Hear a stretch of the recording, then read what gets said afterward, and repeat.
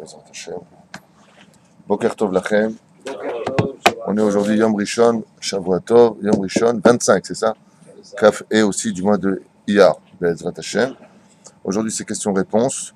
Quelques lois sur Shavuot, Bezrat Hashem, Sefer Hamidot et vos questions, Lachar Miken. Et un bonjour à tous ceux qui nous regardent. Si. Bishisha Besivan Hal, Yom Hag Shavuot, Bezrat Hashem, le 6 du mois de Sivan, tombe le jour de la fête principale pour laquelle le monde a été créé, la fête de Shavuot. Et mettre la mytho où il n'y a pas de fête de Shavuot dans la Torah, dans le sens où on parle de Chag HaAtzeret, la fête de Shavuot, Chag HaKatzir, elle aurait plusieurs noms apparemment. Alors, Masheken, pourquoi la fête de Shavuot n'était pas prescrite par la Torah? La simple et bonne raison, c'est qu'on aurait pu penser que si Chaz v'Shalom, l'homme venait à penser que l'étude de la Torah n'aurait lieu que ce jour, il l'étudierait qu'une fois dans l'année. Mais en réalité, la fête de Shavuot, on doit la vivre tous les jours. Ce qu'on vient commémorer, c'est simplement le jour anniversaire du don de la Torah. Et comme on s'est endormi cette nuit-là, comme on verra tout à l'heure, on ne s'est pas endormi réellement pas là, on a quitté nos corps. Alors on le réparera par le tikkun. B'Shem Sivan Chal Yom Chag HaShavuot Le'achar Yemei Sfirat HaOmer Shenimshechu 40 Yom 49 Yamim Shem Shiva Shavuot. Donc après 49 jours et 7 semaines donc complètes, la reine ikra Chag HaShavuot, d'où son nom qu'on appelle Chag HaShavuot, Shiva Shavuot Yishpor Lach. Comme je katouf Shiva Shavuot Yishpor Lach. Ve'asita Chag Shavuot L'Hashem Elokecha, et tu fêteras donc ta fête de Shavuot pour l'Éternel ton Dieu. Ve'amru Hazal, Lama tala katuv Yom Chag HaShavuot Besfira. Pourquoi est-ce qu'on a mis à la fin des Sfirat HaOmer la fête de Shavuot? Ma shen ken bishar moadot. On n'a pas compté des jours pour arriver à une fête. Les filles chez Kacher Nidbasrou Israël, la tête même Israël, car le Rav Odia nous dit ici, car le jour où nous avons eu l'ordre de quitter l'Égypte, Nidbasrou she'em etidim lekabel et Torah, et sauf 50 millions, c'est parce que quand on est sorti d'Égypte, la condition sine qua non était de recevoir la Torah après avoir compté les 49 jours, en réalité, qui correspondent réellement parlant à 49 jours de convalescence, car on était impur. Et comme je l'avais déjà expliqué, comme il existe 7 paires d'impuretés, et que chaque impureté demande 7 jours de réparation, qu'on appelle Shiva Yemet Tahora, 7 jours de pureté face à 7 Avot Atuma. Donc il y a 7 paires d'impuretés dans ce monde. Donc pour réparer une impureté, combien de jours? 7. Donc comme il y en a 7, 7 fois 7, 49. Voilà, donc les 49 jours vont être une convalescence pour se rendre pur des 7 Avot Atumot dans lesquels les enfants d'Israël s'étaient malheureusement rendus coupables. Ta'avdun. Ta'avdou. Et la Torah nous dit là-bas, Ta'avdun. Ils ont rajouté le Nun pour t'enseigner. Vous ne pourrez travailler à Hachem que quand vous aurez atteint le Nun. Le Nun en Gematria, 50. Le 50e palier de pureté, alors seulement vous pourrez travailler l'Éternel votre Dieu. C'est pour ça qu'on ne peut pas travailler à Hachem quand on est sale. On peut le travailler, on ne va pas attendre d'être complètement propre pour le travailler. Aval, pour être certain d'être Bezrat Hachem, un homme pur, alors on se doit d'avoir quand même des conditions. La première, de travailler nos midot. La deuxième, d'être enthousiaste et rempli de feu d'amour pour travailler les midot d'Hachem, pour travailler la Torah. Troisièmement, pour avoir un rave, celui qui a un rave, Baruch Hashem, automatiquement, il a une adracha, il a un chemin à suivre, il ne fait pas ce qu'il veut un jour, le lendemain, il va selon ses pulsions, le lendemain, il va aller selon ses envies, ensuite, il va aller selon les influences de droite et de gauche. Il a un rave, c'est le rave, quand tu as un rave, tu n'as plus de doute. Ton rave, il te dit que ta droite, c'est ta gauche, ta droite. Donne la responsabilité à ton rave, car lui, il voit ce que toi, tu ne vois pas et comprend grâce au Da'at Torah ce que toi, tu ne comprends pas. Nous, Shel Avdoun, Bimkom Ta'avdou, Hermoz, pour faire comprendre que le 5e jour, le 7e, Mikablo et Torah, Be'achorev, au Betsa Israël et Mitzrayim, Rov Hibay, la Torah. Ayumoni, Bechol Yom Vayom, et donc par amour, pour bien montrer et définir l'amour que nous portions, nous comptions les jours comme quelqu'un qui va se marier avec l'amour de sa vie. Chaque jour qu'il rapproche de la choupa, il compte ses jours avec enthousiasme et avec amour. Donc on compte chaque jour en espérant arriver à la fête de Shavuot. Donc faites attention quand des fois vous dites là, Shavuot c'est quand? Pourquoi? Parce qu'il va falloir veiller toute la nuit, ça me saoule, je crois que je vais tenir. C'est exactement le contraire qu'on attend de toi. On attend que tu dises c'est quand Shavuot? C'est quand Shavuot? Quand est-ce qu'on va rencontrer la Torah? Quand est-ce qu'on va étudier cette nuit, étudier le livre de Ruth? Quand est-ce qu'on va se réunir dans le Beth Knesset? Baruch Hashem, avec enthousiasme, ne vois pas la Torah comme un fardeau sur ton dos. Avar Yom Echad. הרי עברו 2 ימים, וכן הלאה. מפני שהיה נראה ביניהם כזמן ארוך מתוך חיבתם הגדולה לתורה, car ils pensaient, les enfants d'Israël, que chaque jour était comme une année pour eux, donc ils les comptaient pour arriver le plus vite possible vers le don de la Torah. C'est pour cela que eux qui ont eux-mêmes dans le désert compté chaque jour, nous mettons en pratique exactement la même chose. Top. On s'arrêtera là, Bezrat Hashem, pour aujourd'hui au niveau de la halakha, parce que sinon la halakha qui suivra est beaucoup plus longue. On risquerait de passer un long moment alors qu'on a commencé déjà un peu tard. Bezrat Hashem. Voilà.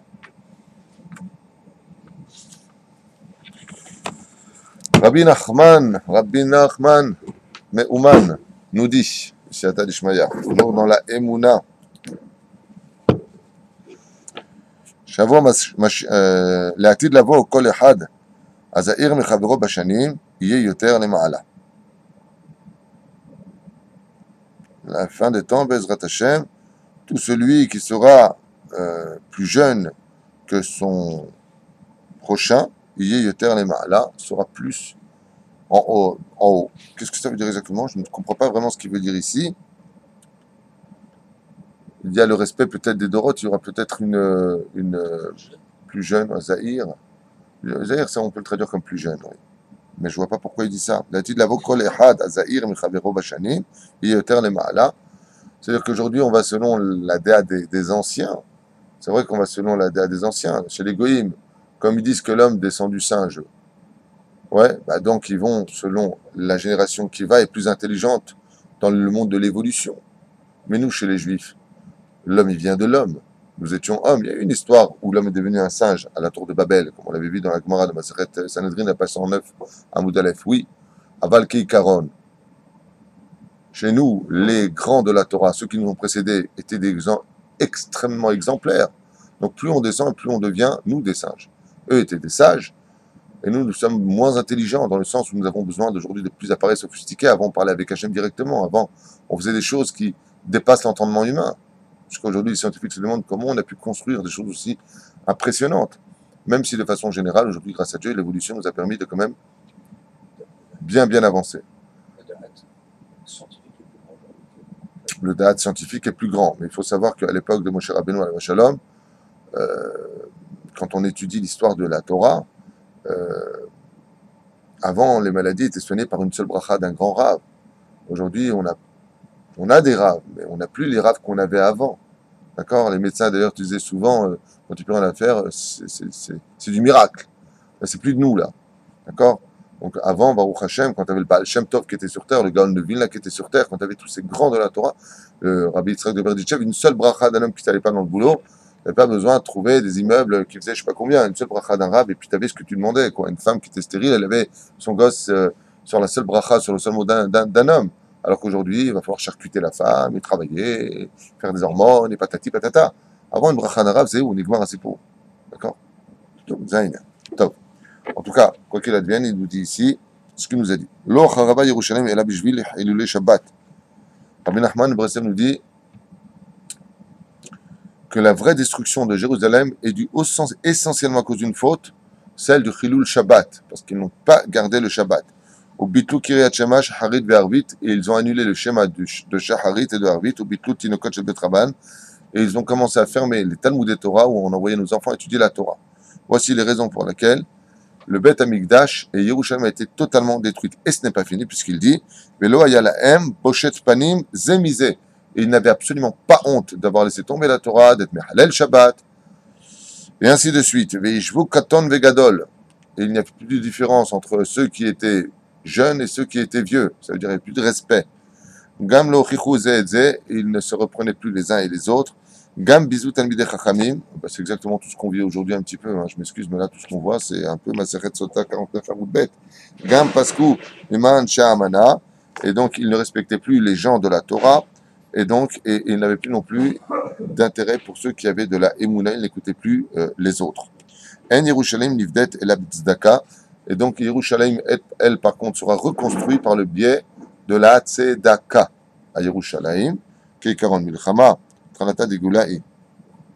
Quand les guerres commencent, me dit Rabbi Nachman de Breslev, c'est toujours le début de la Géoula. La guerre vient toujours annoncer que la guerre vient, en fin de compte, je peux me permettre d'approfondir un petit peu à ma façon, sans froisser Rabbi Nachman de Breslev. La guerre vient faire payer aux gens leurs dettes des avérotes qu'ils ont fait et donc recule la Géoula. Donc le fait qu'il y ait la guerre, on paye nos dettes par la peur, par le fait de courir, par le fait de faire des télim, de se remettre en question, de comprendre qu'il n'y a que Dieu qui peut nous sauver. Et de ce fait, on ramène la Géoula. Donc la guerre vient toujours annoncer la Géoula, à part, bien entendu, le fait de parler de la guerre de Gog et Magog. Et pour finir, Mishme Gadel Chazerim ou Meakev et Géoula, et tout celui qui fait grandir des porcs, tout simplement recule la Géoula. Voilà. Il y a plein de choses à dire sur ça.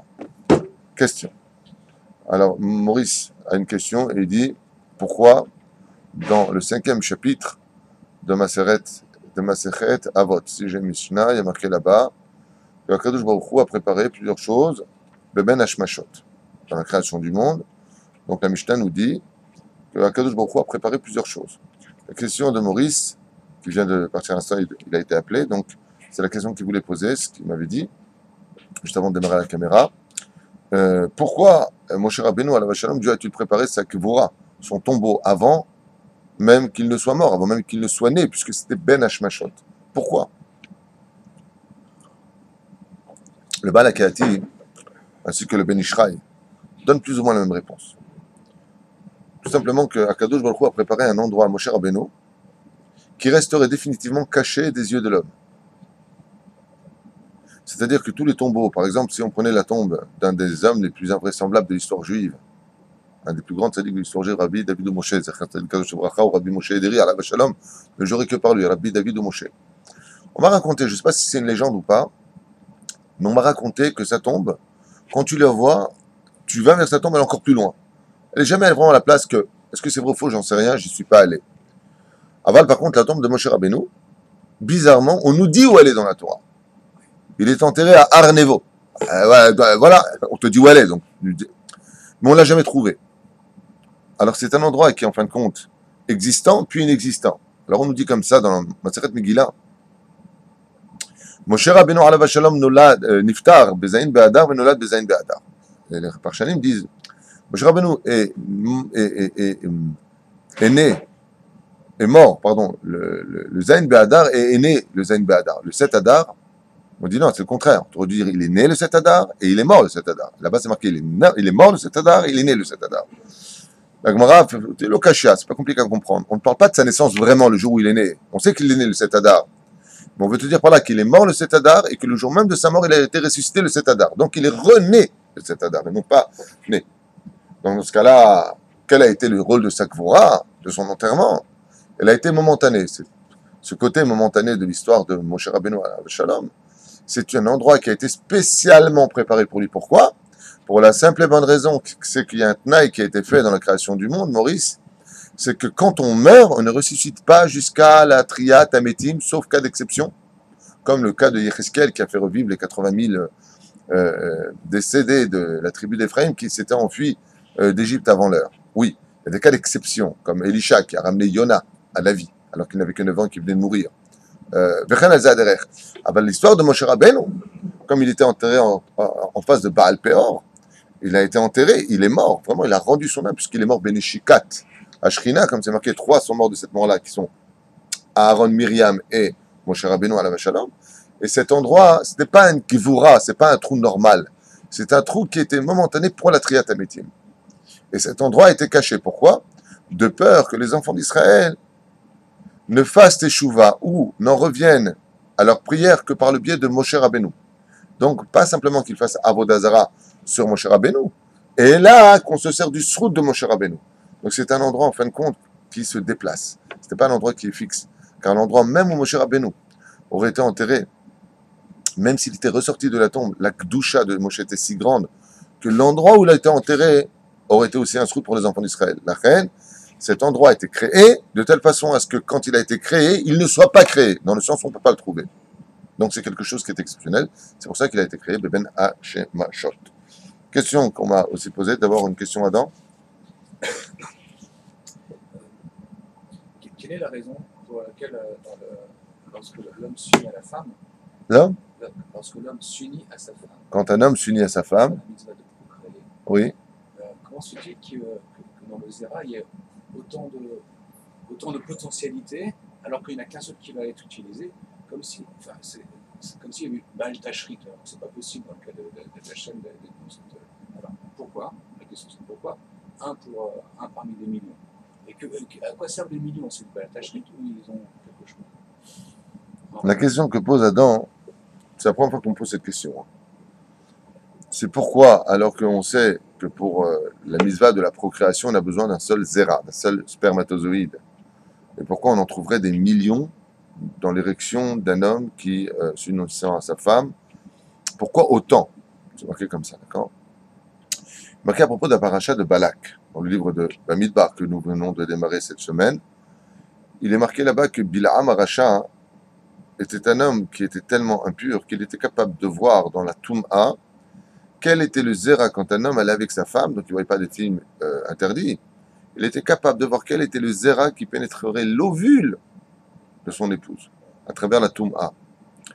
Et de là, le Zohar nous dit, ainsi que les Chachamim, dans plusieurs livres, on nous dit que quand un homme va avec sa femme, donc cet homme-là, vous savez qu'il a une semence. Cette semence se multiplie à grande envergure. Chaque jour, la semence se multiplie.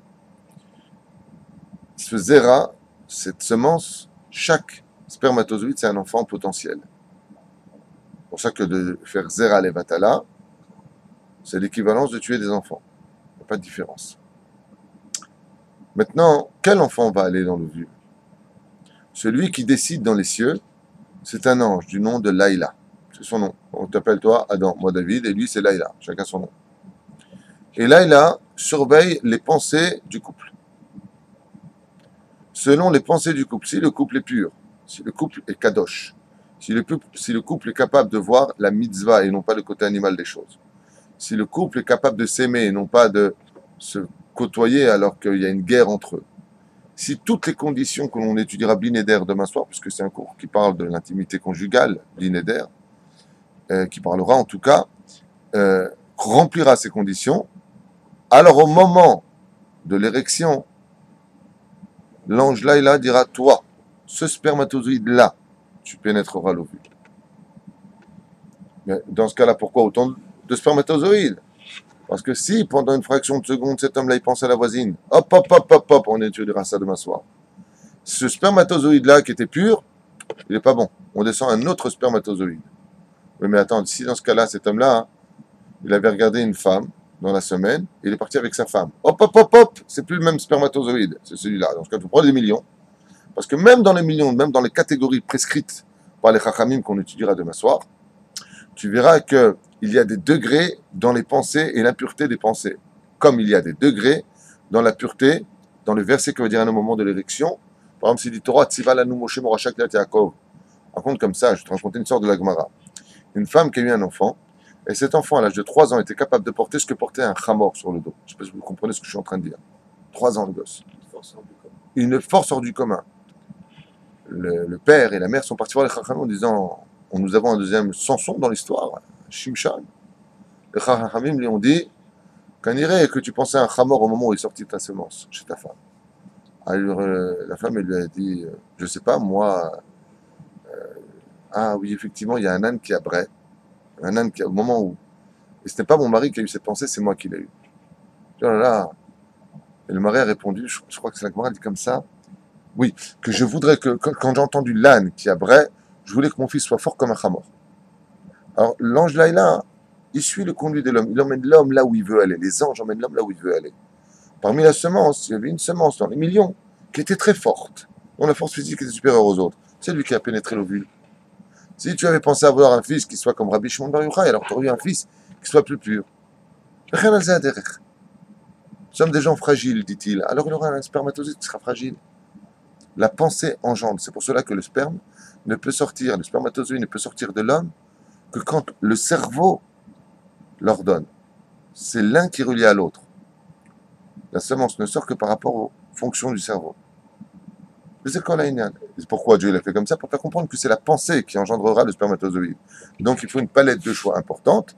Et deuxièmement, je donne une explication un peu plus dure, c'est qu'il y a beaucoup de gens dans ce monde qui ont fait Zera Levatala, ils ont jeté leurs semences, seuls, même mariés. Ils font Zera Levatala, ils font des films interdits, ils font Zera Levatala, Zera Levatala. Ils ont jeté des spermatozoïdes. Ces spermatozoïdes-là, ils portent plainte dans les cieux. Comme on l'a vu dans la Mishnah de Hillel Azaken qui dit, une fois qu'il a vu un crâne qui gissait dans l'eau, il a dit, c'est parce que tu as noyé que tu as été noyé. Golgolette. Stafal Penama, il y a marqué. On a expliqué que le mot Golgolette, qui veut dire le crâne, vient aussi de la racine du mot Gilgoul. C'est parce que tu as noyé dans le Gilgoul d'avant quelqu'un que toi tu seras noyé dans ce Gilgoul d'ici présent. Sur ce, quand une personne fait Zera Levatala, il y a des millions de personnes qui font Zera Levatala. Alors, ce que tu as fait, tu le subiras. Quand tu seras toi aussi dans la poche d'une personne et que lui, maintenant, extirpera de lui cette semence, oui, comme toi, tu as jeté aux toilettes, toi aussi, tu finiras aux toilettes. Ça veut dire que ces millions d'œufs sont aussi des tikkunim et des réparations. Vous savez ce qui se passe au moment de l'érection d'une personne, combien tous les spermatozoïdes prient à Kadosh Baruch Hu de tout leur cœur, que ce soit eux qui se concrétisent dans le monde de la matérialité pour naître en tant qu'enfant. Si on était conscient de cela, les humains qui se parlent. Il y a une autre explication qui dit, tout simplement pour la misva de Prourvou. Si le spermatozoïde était tout seul, un spermatozoïde comme la femme qui n'a qu'une seule ovule, le spermatozoïde a nichnas, blit advut. Aval de là, tu vois que dès que les spermatozoïdes rentrent dans l'utérus de la femme, il y a une compétition extraordinaire. Si un jour vous voyez ça filmé, c'est exactement. Regardez les nous disent des choses incroyables. Regarde la compétition pour naître, combien les ovules courent. Tu les vois comme ça. Je veux le premier y arriver. Comme par exemple, il y a marqué dans le Zohar Kadosh, Vechen halakha lema'aseh vechen hagmara le'olam ha'adam yeh me'asar harishonim bebet hakneset. À tout jamais, un homme se devra d'être parmi les 10 premiers à la synagogue. Mais pour Nilma Dilze, d'où tu vas prendre ça? Pas simplement pour concrétiser la shrina, dès qu'il a dit ça à la shrina. Mais regarde-toi. Pour ça, je dis souvent, quand un homme dit, en tout cas, celui-là, c'est un grand fainéant. Je dis, l'onachon. Une fois dans sa vie, il a été le premier. Quand? Le jour de son ovulation. Il était le premier sur des millions à pénétrer l'ovule. À moins qu'il ait eu de la chance. Les autres cherchaient l'entrée de partout, et lui, il a trouvé l'entrée, petite entrée dans l'ovule d'une femme. Il a trouvé. Il y a beaucoup de moussard à prendre de cela. Et pour finir, parce que j'ai beaucoup d'explications à ça, c'est que la semence de l'homme, le spermatozoïde, représente la Gévoura. Et la Gévoura se définit par la semence. La semence, c'est le feu. Plus un homme a de Gévoura, et plus il aura de spermatozoïdes. L'eau est comparée au chesed. Ils deviennent ceux qui ne sont pas sélectionnés. Ils reviennent. Si, je t'explique en 2 mots. C'est une très bonne question que tu poses. C'est des questions plutôt pour du cours de demain soir apparemment. Mais je vais te répondre brièvement. Si Baruch Hashem Kedat Moshe Israël, la personne a déposé sa semence dans l'adresse prescrite par la halacha, ils ont fait leur tikkun. Même s'ils retombent après, zéunigma. S'ils sont donc déposés dans l'utérus de la femme, ils ont fait leur tikkun. S'ils ont déposé ailleurs, ils sont zera levatala. Ça veut dire que bitla, idbatla, amesima shelahem, c'est-à-dire que leur mission était annulée. Il faudra qu'ils reviennent. Il faudra qu'ils reviennent dans des conditions terribles. C'est-à-dire que ces spermatozoïdes deviennent les pires accusateurs de la parnassa de l'homme, du mazal de l'homme, de la vie des enfants de l'homme. Et je ne te raconte pas le reste. Ça nourrit les forces du mal, par excellence. Mais si les spermatozoïdes ont été éjectés dans l'endroit prescrit par la halakha, dans l'utérus de sa femme, alors il faut savoir que, même s'ils ne rentrent pas dans l'ovule, pour se concrétiser, par exemple la femme elle est enceinte, alors dans ce cas-là, ça sert à rien d'aller avec elle pour faire des enfants. Non, il y a Misvatona, on a dit, son épouse. Ils ont été éjectés là où il fallait, ils ont fait leur tikkun. Tant qu'ils ont déposé à l'adresse qu'il faut, à souhait tikkun, ce qui redescend après, c'est que de la matière, il n'y a plus d'âme. Aval c'est chazve shalom, ils ont été déposés ailleurs, vadaï shepo yeshba ayer etzenit, et que l'âme descend avec la clipa, et que cette âme est faite prisonnière par la reine des démons qui s'appelle Lilith, et qui s'en sert pour créer les nations du monde avec lesquelles nous sommes agressés. Autre question? Parce que j'ai des questions. Oui? Non, pas pour l'instant. J'en ai encore une très intéressante. Je t'écoute. On sait que quand on fait une mitzvah, le srout, une mitzvah faite par contrainte est plus grand qu'une mitzvah faite volontairement. En tout cas, je l'ai lu si je me trompe. Alors, donc, dans le cas d'une mitzvah faite par contrainte, comment retrouver la joie qui est si essentielle et importante qu'on aurait pu plus naturellement trouver dans la mitzvah que l'on fait volontairement? Est-ce que je me suis fait? Non, je n'ai pas compris la question. Ouais. On sait que le srout, on ne va pas parler de salaire, mais le srout, de faire une mitzvah sous la contrainte qui nous est imposée est plus grand qu'une mitzvah. Non, c'est pas, je peux pas dire ça comme ça. Gadol ha-metzuvé, mishenu metzuvé. C'est ce que tu veux dire. Plus grand est celui qui met maintenant, depuis qu'il est bar mitzvah, l'obligation de faire mitzvah, que celui, de faire la mitzvah, que celui qui n'était pas obligé de le faire parce qu'il était Gil Chinour. Ça n'a rien à voir. Donc c'est ça la question. Alors maintenant, c'est quoi La question, c'est par rapport à ce que. Plus grand est celui qui a la misère de faire les choses que celui qui n'a pas la misère de le faire. C'est ça que tu es en train de dire. Oui, qui fait volontairement la Pourquoi ben, la réponse est simple. C'est parce que celui qui n'a pas la mitzvah de le faire et qui le fait, ben, il n'a pas eu d'Yetzerara. Le Yetzerara ne s'attaque pas à celui qui n'a pas d'obligation des yeux de le faire. Mais quand Dieu demande quelque chose, d'accord, et que cette chose-là qui est demandée, eh bien, la personne a du mal à le faire, son mérite est plus grand. Donc le Yetzerara va s'attacher à lui, mais si tu lui demandes rien, il le fait, le Yetzerara n'est pas intéressé. Pourquoi? Parce qu'il aura le salaire, mais il n'a pas la mitzvah. La mitzvah, c'est un ange pour lui-même, et le salaire, c'est une autre histoire. Il y a deux anges qui se créent quand on fait quelque chose. Tout comme il y a deux avérotes qui se créent quand on fait autre chose. Tu annules la Torah et tu fais une avéra, tu payes pour deux choses. Ça s'appelle din vecheshbon.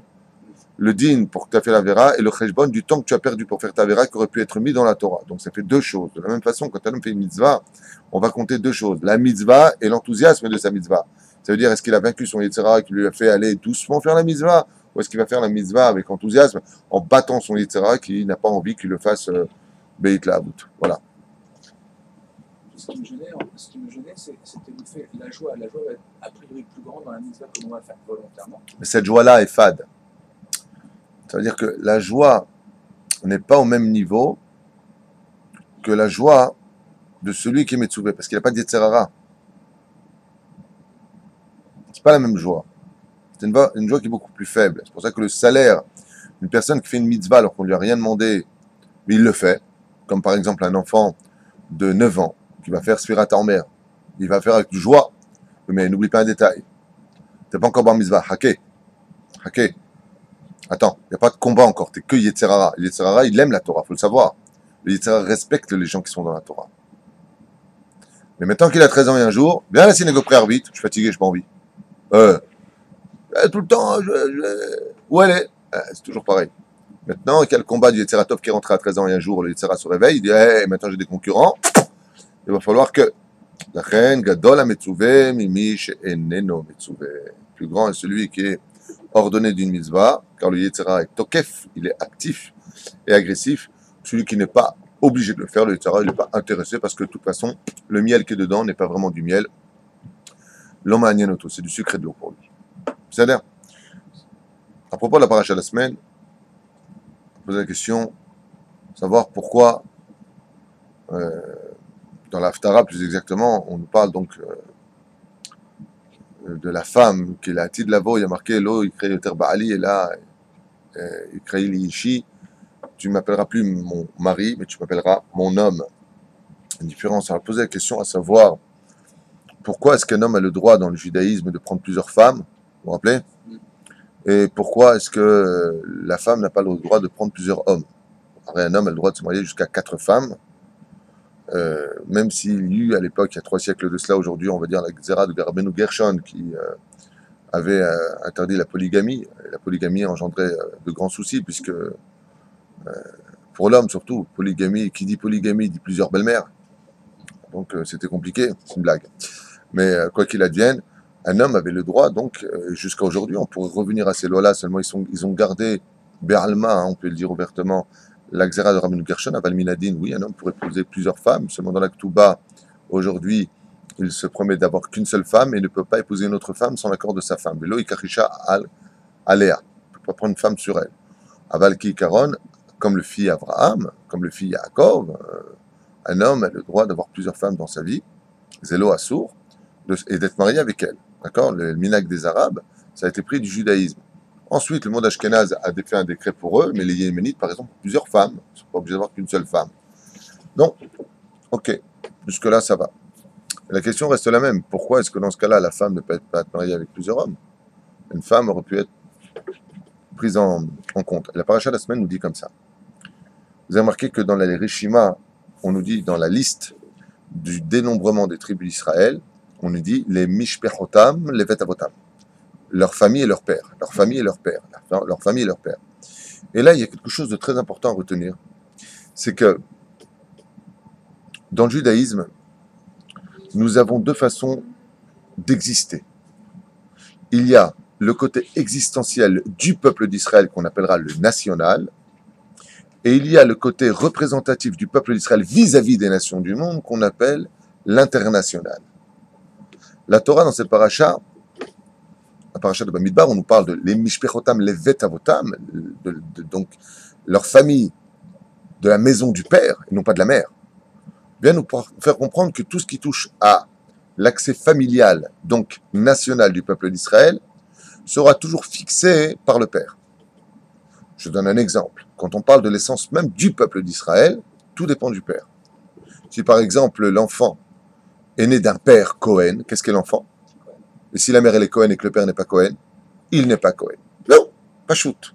S'il est Lévi, alors s'il est Cohen, il fera Birkat Kohanim. S'il est Lévi, il ira faire l'ablution des mains au Cohen pour la bénédiction de Birkat Kohanim pendant la prière. Et il sera Lévi, montera numéro 2 au Sefer Torah. Shum Kavod. Et si la personne est Israël, alors il est Israël. Vezé Aklal Shelanu. Tout ce qui touche à l'intériorité de notre nation, c'est fixé par le Père.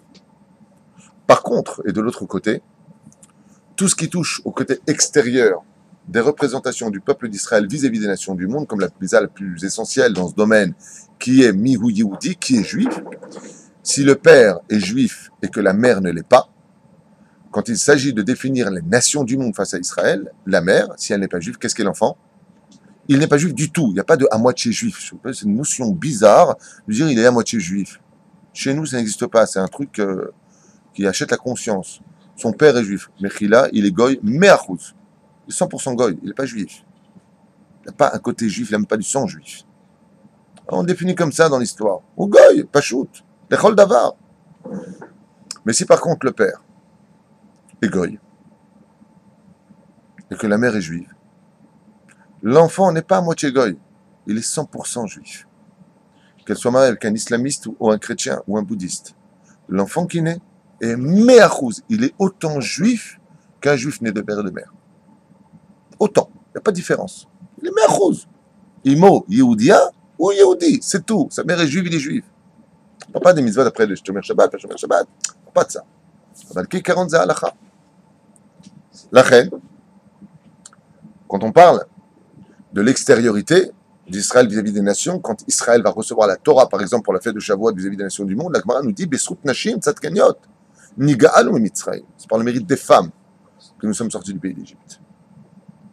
Dans les situations de représentation, les nations du monde vivent la grandeur d'Israël par le srout des femmes. Dans le domaine de l'intériorité, c'est par le srout des hommes. C'est l'homme qui fixera les mishparto. C'est pour ça que quand une femme du nom de un tel épouse monsieur un tel, c'est son nom à elle qui disparaît et le nom du mari auquel elle adhère qui prend l'étendard du nom familial. Parce que c'est au niveau du national que c'est l'homme qui fixe tout.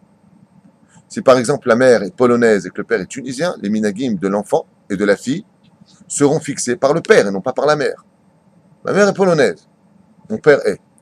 Aval au niveau des nations du monde, c'est la mère qui est représentative dans la Torah. La reine, maintenant, comprendra la question. Pourquoi Efa va Efa? Pourquoi est-ce qu'un homme aurait pu se marier donc avec plusieurs femmes et une femme non? Chas v'shalom. Ce n'est pas une question que la femme vaut moins qu'un homme. Dans le judaïsme, c'est exactement le contraire.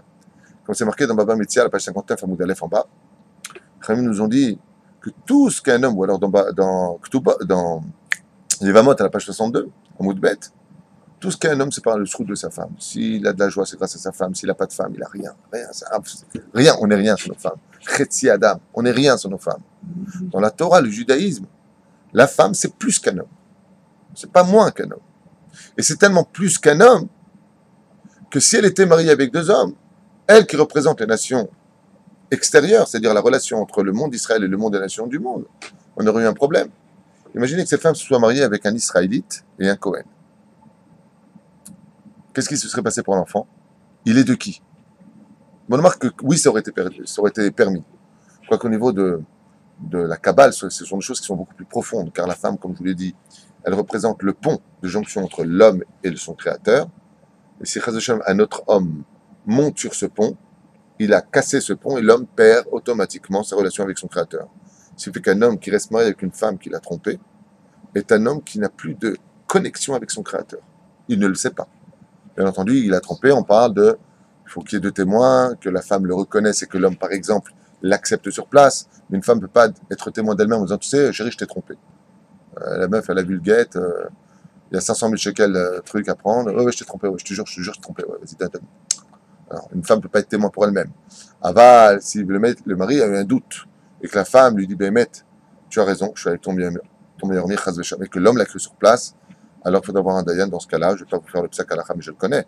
Mais les choses seraient différentes. Quoi qu'il advienne, si une femme était mariée avec deux hommes, alors comme c'est l'homme qui fixe les mishpechotam, les vetavotam, la paracha de la semaine, alors automatiquement on ne saurait pas qui est le père et donc il n'y aurait plus d'Israël. C'est pour ça qu'une femme ne peut pas donc avoir deux maris dans sa vie ou trois maris, chas v'shalom, comme le cas d'un homme qui pourrait avoir lui trois femmes, parce que si un homme Cohen est marié à trois femmes, résultat des courses, les enfants des trois femmes seront tous des Kohanim, puisque c'est l'homme qui fixe, aval pas vis-à-vis de l'extériorité. Et dans l'Haftara, on nous dit, donc à la fin, Bezrat Hashem, l'homme, pourquoi est-ce qu'on appelle l'homme Baali? Parce que le mot Baal vient du mot Boel et Tishto, c'est-à-dire il va sur sa femme, c'est l'homme qui conquiert sa femme, qui fait l'amour. Donc Boel en hébreu veut dire aller avec sa femme, mais ça vient aussi du mot Baal qui veut dire le maître. Dans le sens où la femme a été achetée par le mari par la bague. Quand on met la bague au doigt, c'est un achat, on avait fait un chiot sur ça, je ne vais pas revenir dessus. Et sur ce, la Tid Lavo, comme viendra Bezrat Hashem le Mashiach, comme c'est marqué dans Pirkei de Rabbi Eliezer à la page 45, qu'on a souvent cité ici. Là-bas, il y a marqué que la femme sera la chifra de son mari. C'est pour ça que la femme prie tout le matin, Baruch Ata Hashem Elokeinu melech haolam shelo asani chifra. Ne pas fait la servante. Par contre, si tu fais ta femme une servante, c'est que toi, tu es un bouffon. Mais si tu fais ta femme une reine, c'est que toi, tu es un roi. Donc réfléchis bien à ta façon de Naël, on dit en hébreu, de diriger ton couple. Fais ta femme une princesse, fais pas ta femme une servante. De toute façon, toi, tu n'es que ma femme. Moi, c'est au contraire. Si tu es ma femme, donc tu es ma représentante vis-à-vis des nations du monde. Comme on dit, derrière un homme que l'on croit grand se cache toujours une grande femme. Vous voyez que dès que ça parle de l'extériorité, en dehors de la maison, c'est que la femme est grande. Tout ce qui touche à l'extériorité, par exemple, les enfants sortent, comme c'est marqué dans le 31e chapitre du livre de Michelet. Là-bas, on dit la femme elle reste à la maison, mais quand ses enfants sortent et deviennent des grands, et que le mari est quelqu'un de respectable, on sait que tout ça, c'est le mérite de la femme. La reine, quand la femme est grande, il n'y a pas de problème avec cela, elle est déjà le conjoint de son mari. Alors on dit comment aujourd'hui Baali, ce que nous dit maintenant la Haftara qu'on a lu dans Oshéa, 3e chapitre, là-bas où c'est marqué, 2e chapitre, 3e, on ne peut plus, 3e il me semble, là-bas c'est marqué, tu m'appelleras plus mon mari, Baali, Baali qui veut dire mon maître, Aval Ishi, Ishi qui veut dire, pas en français bien sûr, mais en hébreu c'est pour faire rire, et Ishi veut dire Ish Sheli, mon homme. Donc la femme devient donc Isha, Ish. Parce que tu as été sorti d'un homme, tu es mon égal. Nous serons Bezrat Hashem quand tu auras le Melech HaMashiach, mais mettre les égaux de nos femmes. Et c'est pour ça que dans cette génération qui est celle du Melech HaMashiach, Bezrat Hashem, les femmes se sont émancipées et qu'aujourd'hui, il y a une espèce de chivion, effectivement, une espèce de... Parce qu'à l'époque de ma mère, par exemple, ma mère ne répondait pas à mon père. Le père, c'était tout à la maison. Je parle de vos parents. Quand ta père disait un mot, c'est papa, il a parlé. Aujourd'hui, je ne vais pas dire ce qui se passe, malheureusement, c'est pas bien ce qui se passe. Aval, malheureusement, il y a une espèce de chivion. Aujourd'hui, les femmes sont chutzpanites. On regarde le mari, le droit dans les yeux. Si t'es pas content, ben, t'as qu'à dormir ailleurs. On est dans une génération. Mais de l'autre côté, de chutzpah, hein, on est bien d'accord, mais de l'autre côté, tous ces signes sont quand même révélateurs d'un côté très positif. C'est que justement, comme l'a dit le prophète Oshéa, Oshéa qui vient du mot libération, les Oshia. Oshia veut dire libérateur. À la fin des temps, pendant le temps de la libération, les hommes et les femmes seront devenus comme deux hommes à la maison. Même si on sait qu'il n'y a pas une plus grande malédiction dans un couple que quand il y a deux hommes à la maison. Il faut qu'il y ait l'homme, il faut qu'il y ait la femme, c'est à l'homme de rehausser la femme à un très haut niveau, mais qu'elle ne vient pas le faire elle-même, de se monter à elle-même d'un très haut niveau pour descendre son mari, ça s'appelle un couple maudit. L'opachot, vélo yoter, c'est comme ça que j'ai lu en tout cas dans certains, plus de ces livres-là, mais on avait fait un cours sur ça d'ailleurs dans l'amour dans le couple, où il faut que la femme, Bezrat Hashem, utilise des atouts féminins, la parole de la femme, la féminité de la voix d'une femme, la patience de la femme, la douceur d'une femme, sont ses meilleurs atouts. Et on a vu qu'à chaque fois que la femme a fait des bras fer à son mari, ça a souvent fini à la rabbanoute, soit 47% de divorces aujourd'hui dans le monde, dû à des bras de fer dans les couples, où malheureusement l'homme ne sait plus, ou ne sachant plus où il était, la femme étant devenue elle-même un homme, et puis de l'autre côté, j'accuse, les hommes aussi d'avoir perdu un petit peu le rôle d'homme dans la famille. C'est-à-dire d'être trop inerte, d'être trop transparent. Allez, prends les choses entre les mains, console ta femme, explique-lui, argumente, parle. Et tu veux que la femme soit une femme, alors sois un homme. Et un homme, dans le judaïsme, ça ne veut pas dire celui qui tape sur la table, celui qui insulte, celui qui crie. C'est celui qui est un exemple. Tu veux que ta femme, qui est la lune, comme le dit d'ailleurs dans son livre extraordinaire, de ce Rav de... comment il s'appelle, non? Le Rav Pinkus, Zecher Tzadik Kadosh Veracha, cet extraordinaire tzaddik qui a écrit des ouvrages extraordinaires sur le domaine de la femme et qui rappelle que la femme est comme la lune et que l'homme est comme le soleil. Et on sait que l'émanation de la lune n'existe que par l'émanation des rayons du soleil. Donc si tu veux attendre des choses de ta femme, sois un exemple pour elle. Ne lui dis pas ce que tu attends d'elle, montre-lui ce que tu attends d'elle. Voilà. Une dernière question. Une dernière question. Enfin non, enfin celui qui décide, en tout cas ce qui me concerne. En ce qui te concerne. On voit qu'on est dans une époque où le travail est de plus en plus facile. Oui. Le travail de la femme est devenu 10 fois, 100 fois plus facile qu'à l'époque de nos grands-mères ou de nos arrière-grands-mères. D'accord. Même pour l'homme, aujourd'hui, c'est quand même un travail beaucoup plus facile parce qu'on a 35 heures. Tout est modernisé, le travail est plus facile. Alors, quelle est la question? La question, c'est est-ce qu'on peut dire qu'aujourd'hui, avant la venue de Mashiach, le tikkun qu'on faisait par notre travail est en train de Aujourd'hui, nos travaux sont moins physiques. Enfin, bon, il y a des mecs qui te regardent maintenant, qui viennent faire ce que je fais, on verra ce qu'il fait. Toi, tu es dans un bureau avec ton téléphone, tu travailles tranquille. Mais la majeure partie des gens, c'est vrai qu'aujourd'hui, on a fini le travail des mines, on a fini le travail je me rappelle, quand on voyait les temps modernes avec Charlie Chaplin, c'est vrai qu'on a fini un petit peu ce temps-là, qu'aujourd'hui, tout est modernisé par du robotisme, qui, quelque part, est très bien parce que ça fait avancer le schmilblick par rapport à la demande des consommateurs, il faut aller très très vite. De l'autre côté, c'est quelque chose de négatif car ça fait beaucoup plus de chômage. Et les valeurs, d'ailleurs, professionnelles sont dévalorisées par rapport à cela, dans certains milieux. Quoi qu'il advienne, effectivement, comme le travail est une malédiction, comme c'est prescrit dans la Torah, il y a un tikkun, plus exactement. C'est pas la sueur de ton front que tu mangeras le pain. C'est pour ça qu'il est impératif de gagner sa vie en transpirant pour cela.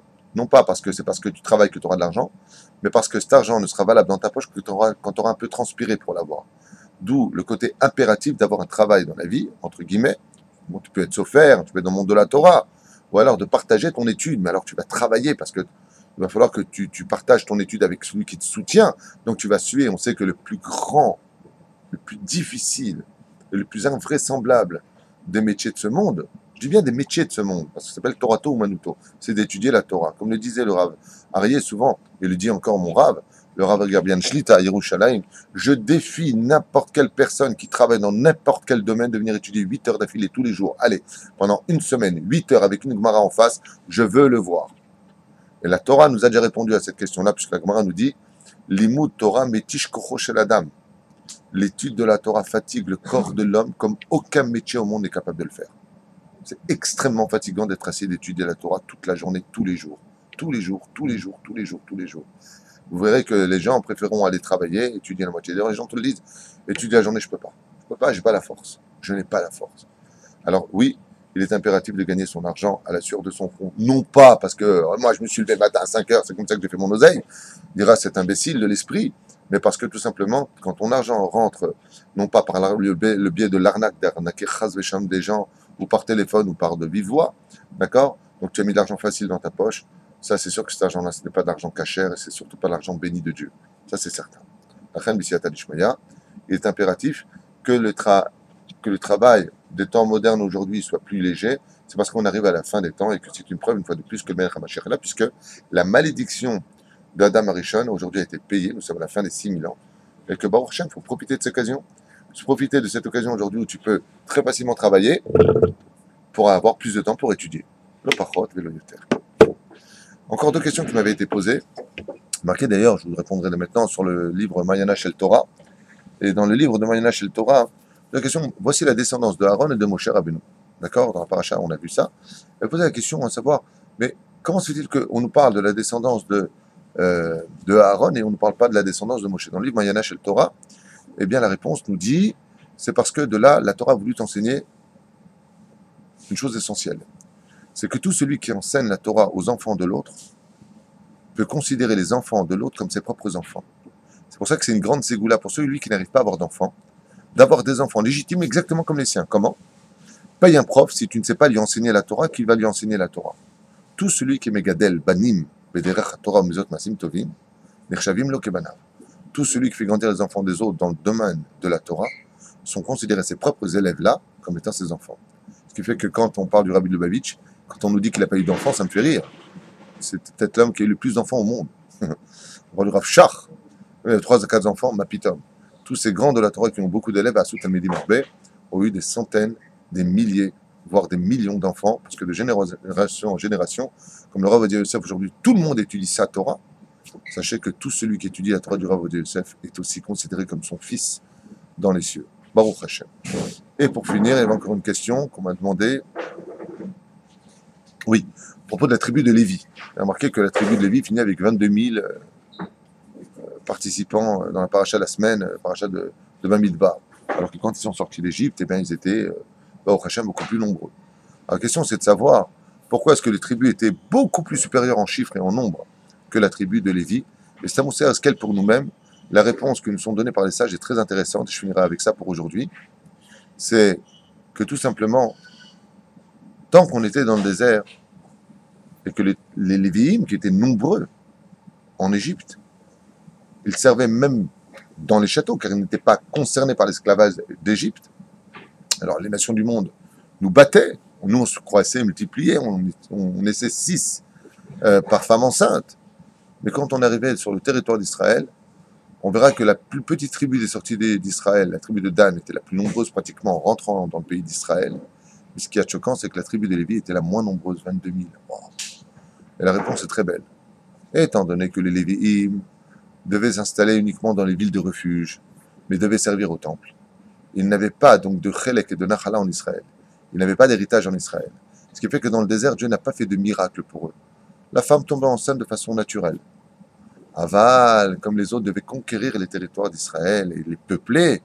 Dieu a fait un miracle. Chaque fois qu'un homme approchait sa femme, elle tombait systématiquement enceinte. Et pas d'un ou 2 enfants, mais de plusieurs enfants. Pourquoi tout cela? Pour accomplir la mitzvah de Yeshuv Eretz Israël, pour que quand on s'installe dans les territoires, donc des tribus concernées par l'héritage de la terre d'Israël, ces lieux-là ne soient pas appelés des Yeshuvim, mais des villes. Et ce problème qu'on lit dans la paracha de cette semaine extraordinaire, c'est un problème hystérico-politique qui nous concerne dans les temps modernes d'aujourd'hui. Car si effectivement nos territoires, les territoires d'Israël appartenant à notre terre, à notre peuple et à notre histoire biblique, eh bien, étaient peuplés par nos enfants d'Israël qui, au lieu de quitter la France pour aller au Canada ou aux États-Unis, encore s'asseoir dans des fauteuils en cuir ou manger leur parnassa, c'est vrai que c'est important la parnassa, je ne critique pas, je ne juge pas. Mais quand même réfléchissez un petit peu à ce qui se passe. On est à la fin des temps, messieurs. Venez participer à l'histoire d'Israël sur la scène et arrêtez d'être des spectateurs de notre histoire sur vos fauteuils en cuir, en galoute. Venez vivre en Israël pour faire cette mitzvah-là, comme on le voit dans la paracha de la semaine. Pourquoi Dieu fait le dénombrement des enfants d'Israël? Parce que justement, contrairement aux Français qui disent quand on aime, on ne compte pas. Justement, dans le judaïsme, quand on aime, on compte. Chaque personne est un diamant qui viendra peupler la terre en Israël. Et si aujourd'hui, dans tous ces territoires de Yehuda et Shomron, nous aurions créé des villes, tellement nous serions nombreux sur cette terre-là, mais plus personne oserait nous discuter ce que nous sommes. Quand on a des chouvim à droite, à gauche, des cheveux sur la tête, on dit bah, attends, t'as qu'à donner un coup de rasoir. Allez hop, on enlève tout et on met les Arabes. Mais si, Baruch Hashem, les enfants d'Israël comprenaient le message et venaient sur cette terre-là pour peupler l'histoire d'Israël et qu'on ferait de grandes villes comme Dieu a multiplié les enfants d'Israël dans le désert pour qu'ils soient nombreux à s'installer sur le territoire, chacun son territoire. Alors on ne parlerait plus non pas de Yeshuvim, de Moshavim, on parlerait de grandes villes en Israël. Et si nous étions des grandes villes en Israël, alors personne ne discuterait ce que nous sommes et notre légitimité sur notre terre. Kol Tov.